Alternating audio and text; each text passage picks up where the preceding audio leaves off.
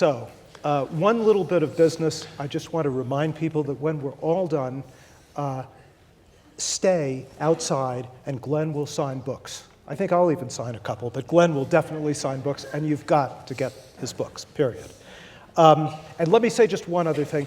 I'm immensely relieved to be here with Glenn because he is such an eloquent speaker. I edit and I write. I don't actually talk. So this is wonderful. He's just lowering expectations. Don't Yes, fall for that definitely. I wanted to start.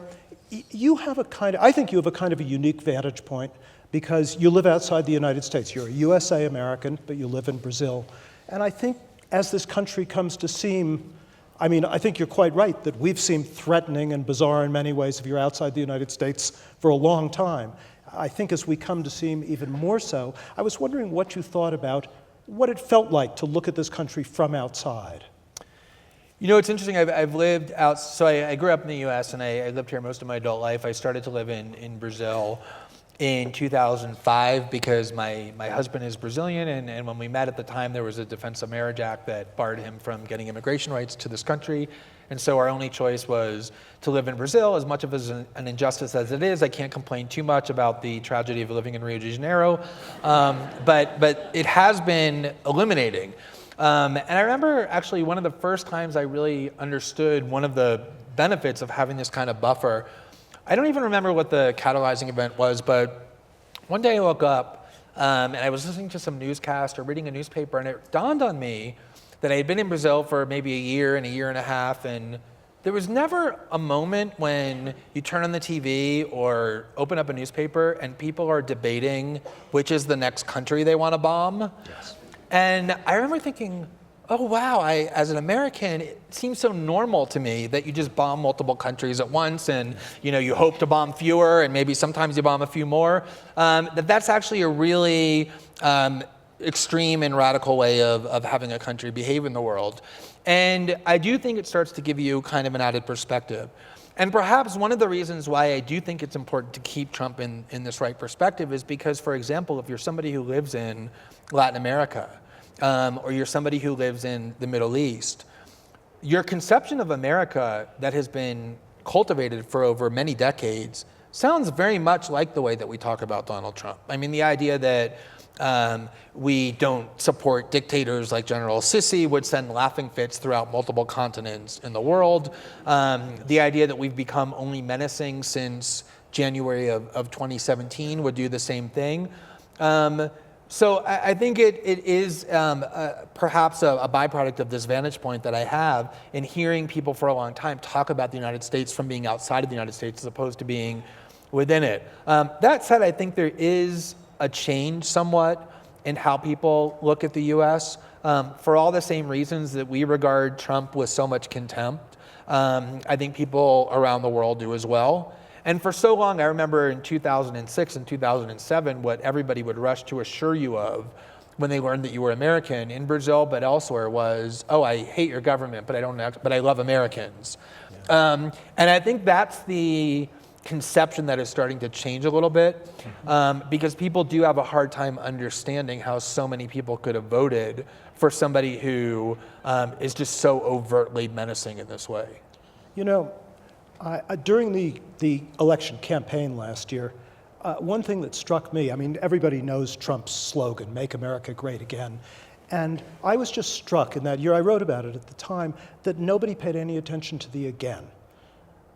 It's an old Reagan phrase, but nonetheless, at a moment when all American presidents have to say we are, the most exceptional, the most indispensable nation. All American politicians have to say this. Trump said something else. He said, we're not great. I'm going to make it great again. I'm going to make it like the 50s or whatever. And I just wonder, I tend to think of Trump as the first declinist candidate, the first declinist president of this country. And I wonder whether that has an effect on how people are looking at this country too, that feeling.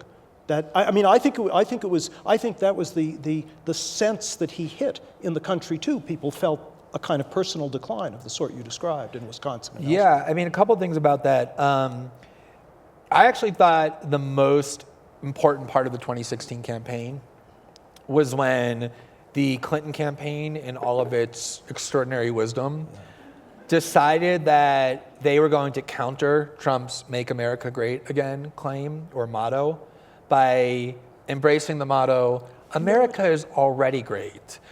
So you have this population that is suffering in every kind of way, that is extremely angry with virtually every American institution, not without good reason. Mind you, from the Iraq War to the 2008 financial crisis, to widening income inequality. And so essentially to go before America as sort of the symbol of the status quo and say, I want you to know this country right now, for you, for all of us, is already great. Is the kind of not just tone deafness, but I think indifference to the plight of so many of our fellow citizens here that actually does explain a lot of the systemic problems that I think are being distracted from by talking about Trump as this kind of isolated sole evil in American political life. And I think that that's the reason why it's so important to pull back sometimes. The other aspect of it, though, that I think is true is that there are a lot of people in the world who have thought for a long time that American hegemony and American imperialism is a force for evil in the world.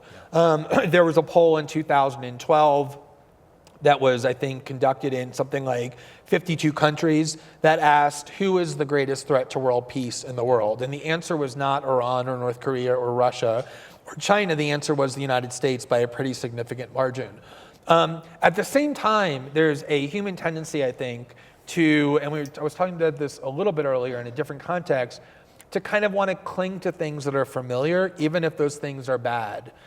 Because there's always something scary about something new because you don't know what it entails. And I do think that American hegemony, for all the evil and suffering and oppression and killing that it has wrought in so many places around the world, has provided a kind of certainty for people around the world about how they understand the world, just like we had a certainty that was upended by Trump's election about how we understand the US. And I do think there's now starting to be a question asked, which is if America really is in decline, as Trump certainly thinks it was, and I think as a lot of metrics suggest it is, what comes next? What is it something that's going to be positive in terms of the end of imperialism, or will American hegemony be replaced by something worse? And that's always what happens when human beings are on the brink of some new era or new paradigm, is even though they're eager to leave the old one, there's a lot of hesitation about entering a new one that they don't fully understand. Yeah, I think that's true. You wrote an Intercept column the other day. I was thinking about in your talk, your discussion of what was not unique about Trump, and you wrote about Sean Spicer, and his oh so lucrative welcome back, not just at the Emmys but to Harvard University and so on and so forth,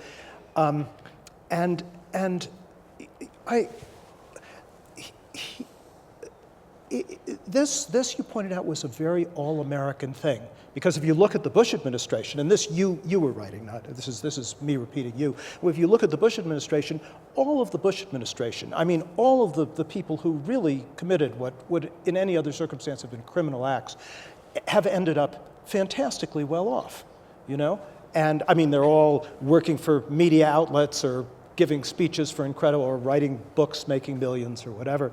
And the only people who don't seem to be Teflon in our world are the people who actually told us what was going on in it, and that would be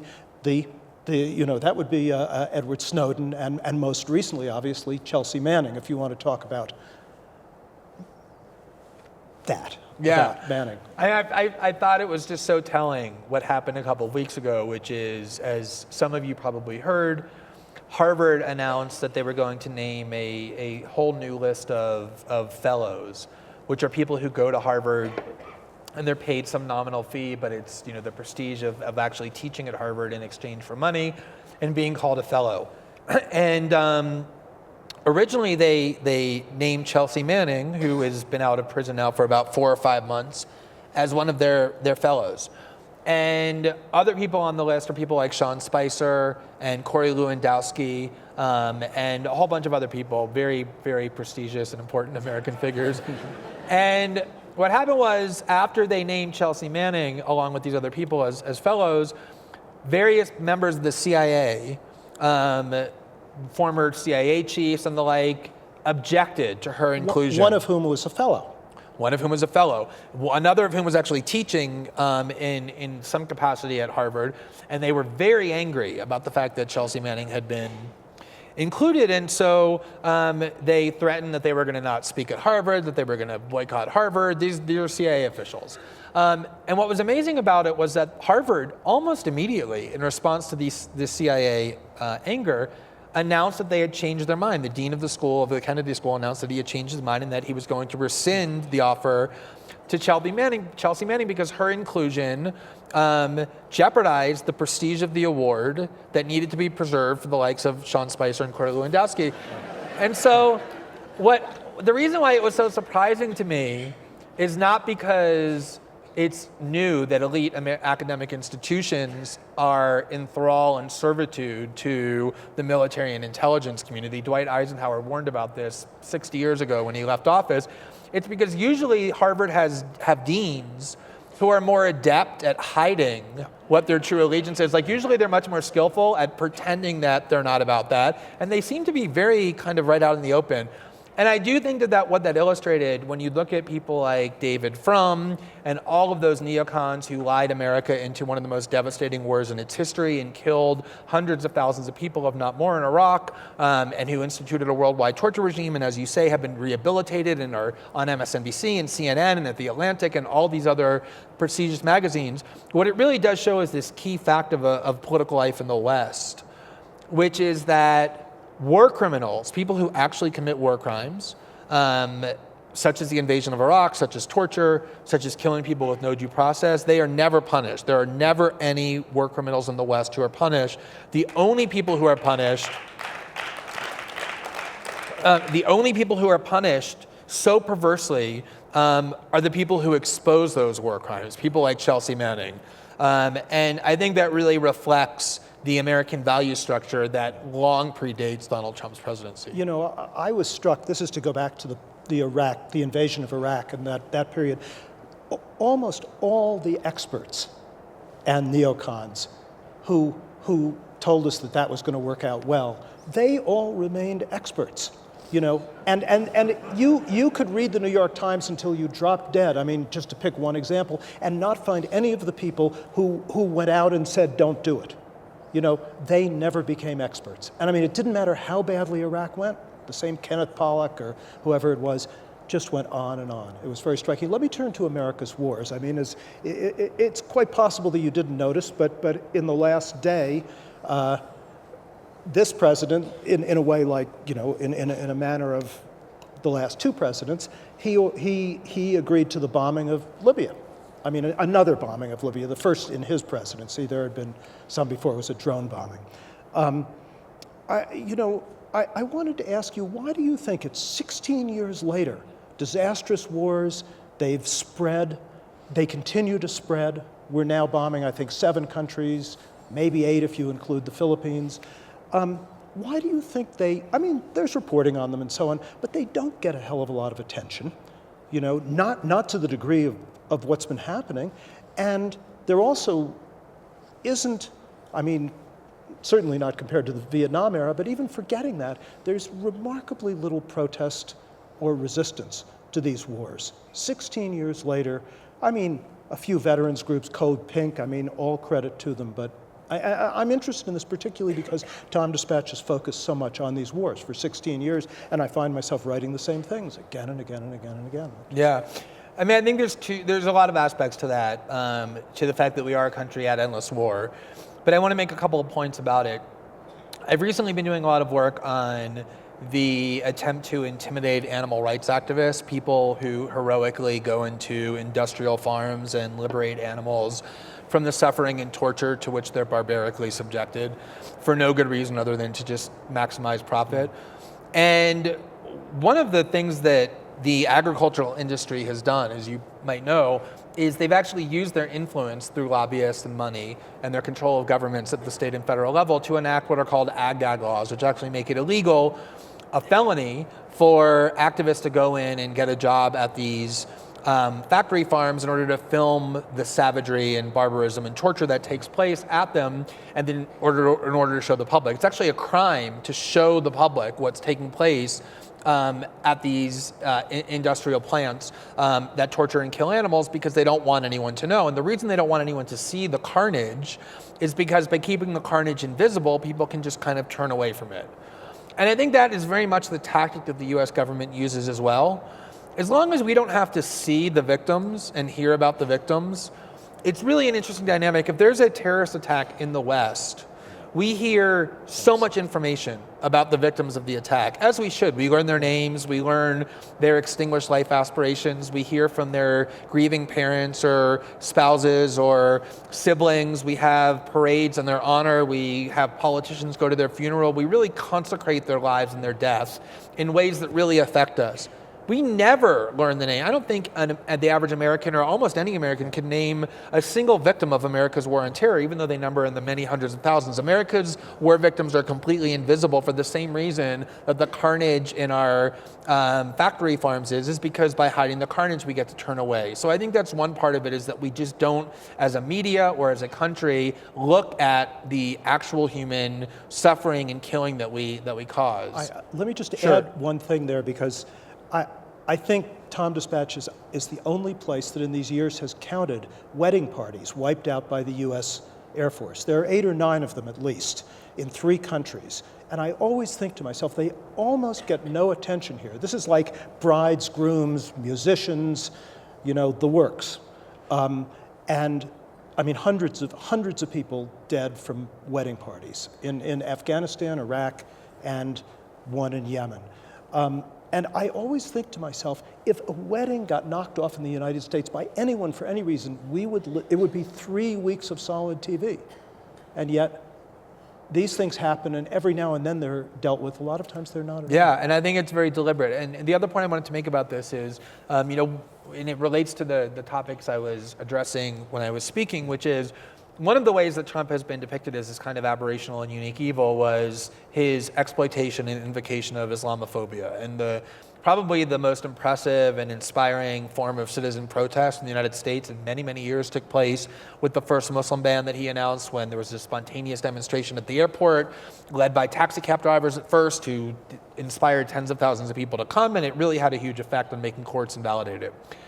But what was so kind of disturbing to me about this was that Islamophobia and the idea that the government is adverse to Muslims was depicted again as this kind of unique Trumpian innovation.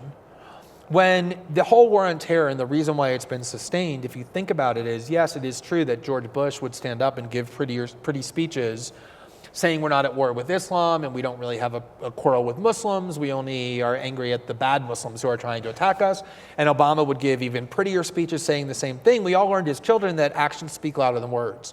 And when you have 16 years of incessant bombing of countries that are overwhelmingly Muslim and nobody else, and when you have constant Muslims being paraded in front of your television about why we have to torture people and put people in prison with no charges, and why we have to have extreme secrecy, and why our national security is threatened, of course Islamophobia, the fear of Muslims, is deliberately cultivated, even among people who consciously wouldn't articulate it, who would say, I don't actually believe that.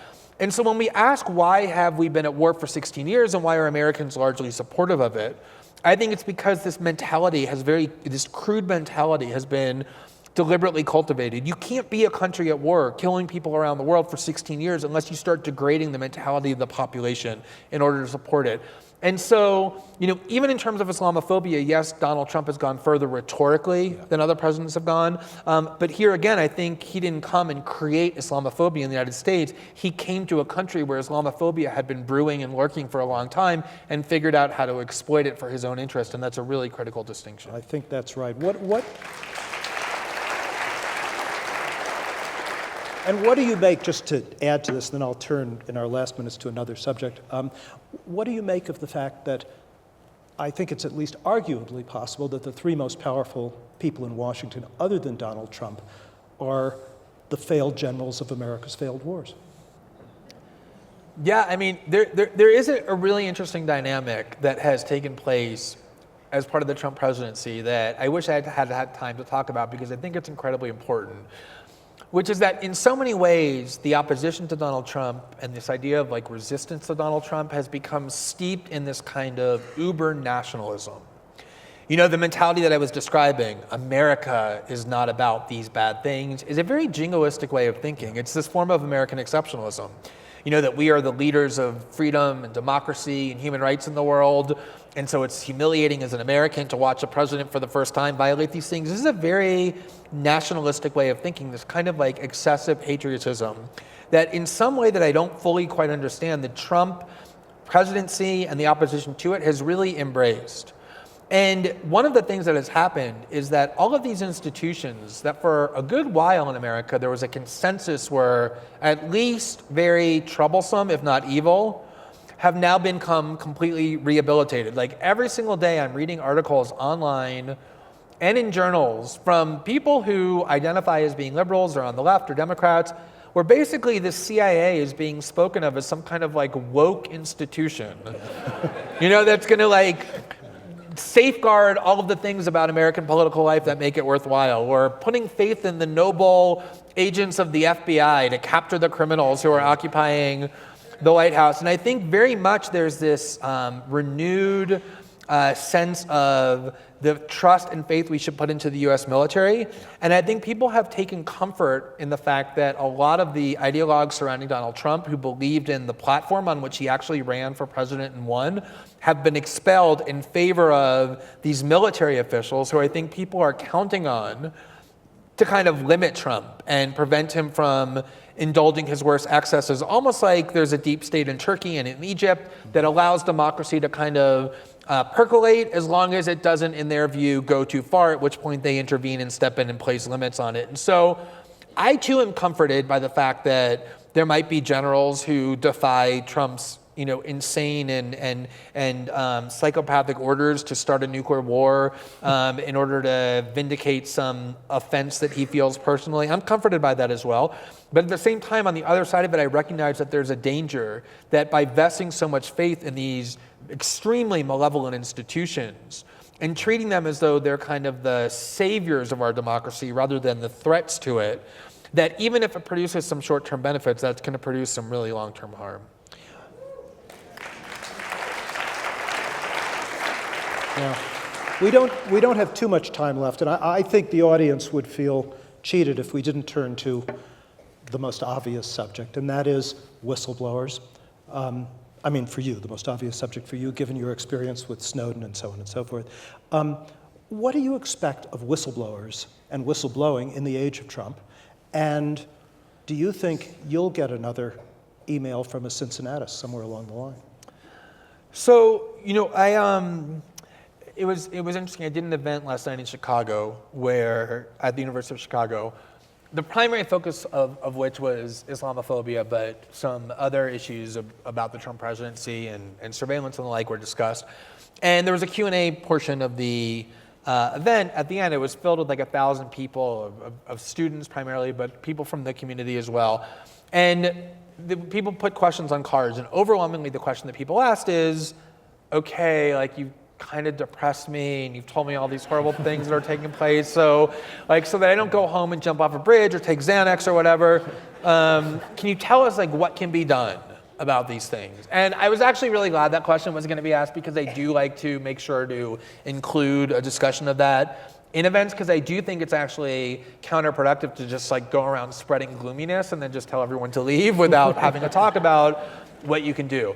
And so for me, whistleblowers are so important to this discussion, to everything that we've discussed tonight, and to everything that we might again discuss, because I really see in whistleblowing the ethos that provides the hope that's the antidote for all the things that we've been talking about.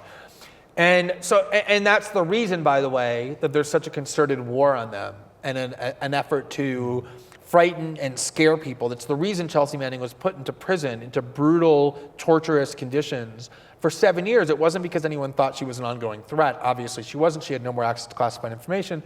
It was because they want to create a framework where the next person who thinks about being the next Edward Snowden or Chelsea Manning doesn't think, I'm going to become a hero. They think, I'm going to end up in a dungeon. It's the same reason they won't let Edward Snowden come back to the United States, because they know he'll come back to a hero's welcome and spawn additional Edward Snowdens. They want people to be petrified that their lives are going to be ruined if they expose corruption and wrongdoing at the highest levels of the US government. So they recognize what I'm saying as well, the hope that whistleblowers provide so uniquely. And in order to underscore that point, I just want to tell a story about my work with Edward Snowden, because it really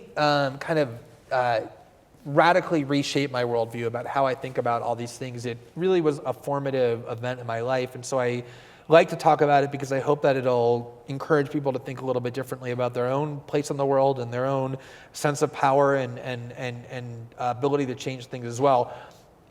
When I first started talking to Edward Snowden, as you mentioned, he was anonymous. He was using this pseudonym. And so I didn't know anything about him. I didn't know anything. I didn't know his name. I didn't know where he worked. I didn't know who he was. I didn't know how old he was. I knew nothing. And we were spending weeks talking.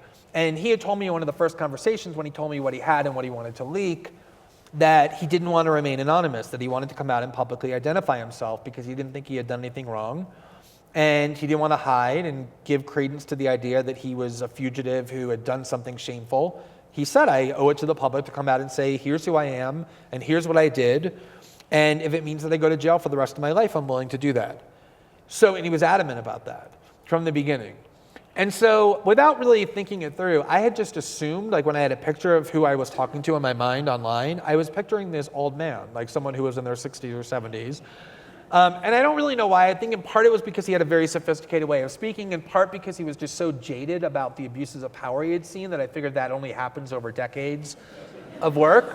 But also because I knew he was somebody who was going to jail for the rest of his life, and I think I assumed that that's an easier thing to do if the rest of your life is probably 10 years as opposed to like the 50 or 60 years in a cage.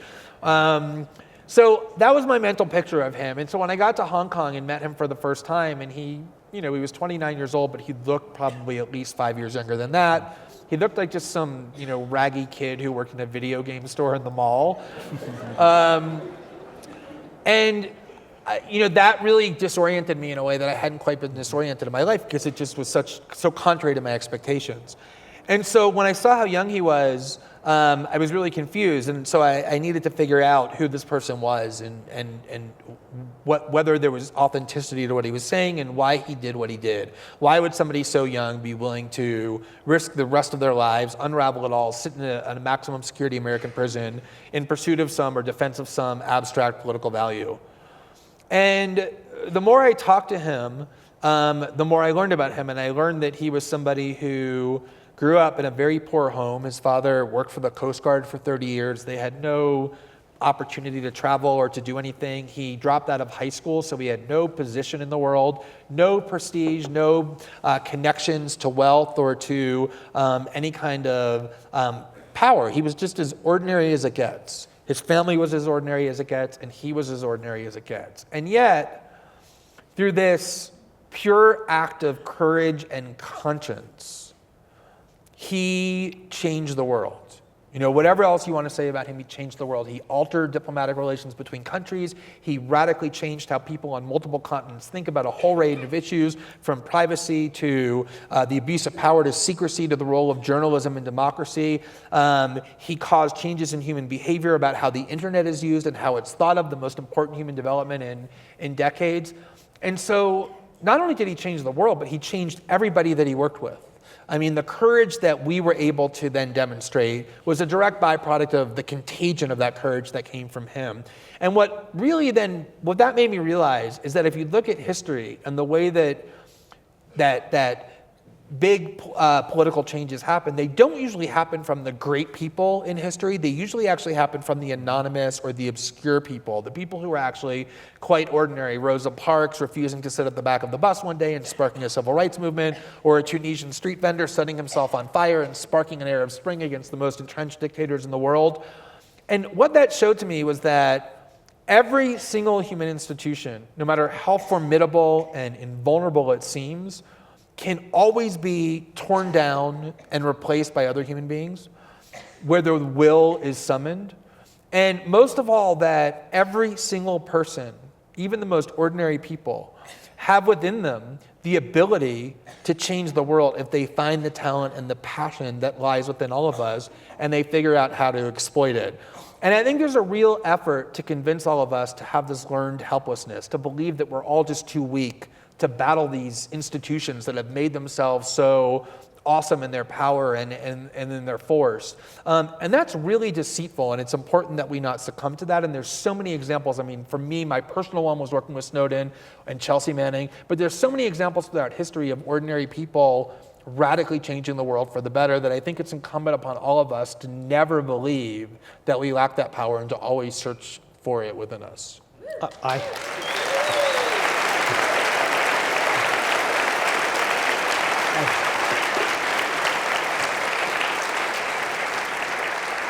That is a perfect ending spot, but I'm still going to ask you one more question. I just want to know then, I mean, what do you expect in this era, in whistleblower? I mean, what are your thoughts about what's coming?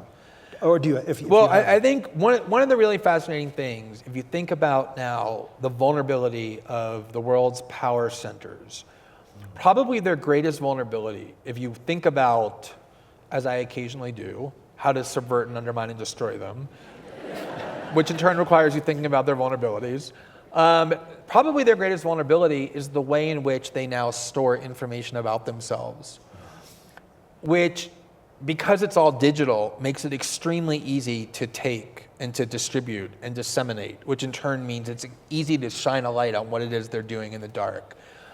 One of my great honors in the work I've done is that I've gotten to become friends with and to know pretty well and to work with one of my childhood heroes, Daniel Ellsberg.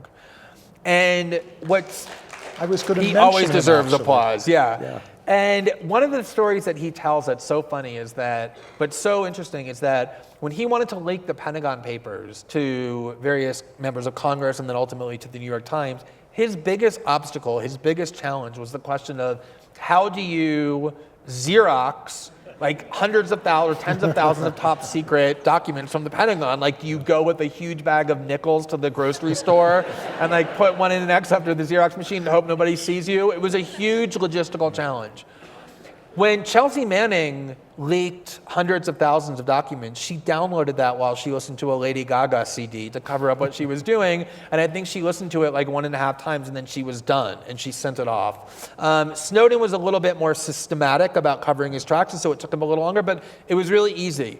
So there's no way to physically prevent things like the Sony leak from happening, where we get to read all of Sony's emails or John Podesta's emails, or the NSA's emails. You see how incredibly easy it is. There's no way for the government or for corporate power centers to actually safeguard against it or prevent it or stop it. So the only solution that they have to making sure that they can operate in the dark, which is what they need to do to abuse power and be corrupt, is operate in the dark. That's the crucial prerequisite to them doing what they do, is to scare anybody who thinks about exposing them, so that they live in such fear, as I was talking about at the end of my comments, that they don't even think about that possibility. And so they're only going to get harsher and harsher on people who are whistleblowers. It's the reason why, as I said, they want you to see whistleblowers as living horrific, broken lives, because they want you, if you're contemplating exposing them, to feel that fear inside of you. And that's really the war right now. Is, as a journalist and as somebody who works in the privacy community, I think about ways to protect whistleblowers and to protect that process through developing encryption technologies, through building safeguards technologically that allow massive amounts of data to be transported to people like me and lots of other people who want to expose it, the way we were able to do in Snowden's case. The government and their corporate allies are thinking about exactly the opposite goal, which is how is it that we can prevent that from happening. And so this war on whistleblowers that began with the Obama administration, they prosecuted more whistleblowers than all previous presidents combined under the Espionage Act, and that has accelerated now under Trump. To me, that is one of the central battles, one of the central fronts for all of the questions that we've talked tonight about what kind of country we're going to be. Okay. Let me remind you, Glenn's going to be out there ready to sign books, and I wanted to thank you, Glenn, very much. Thank you very much, everybody. We really appreciate it. Thank you so much.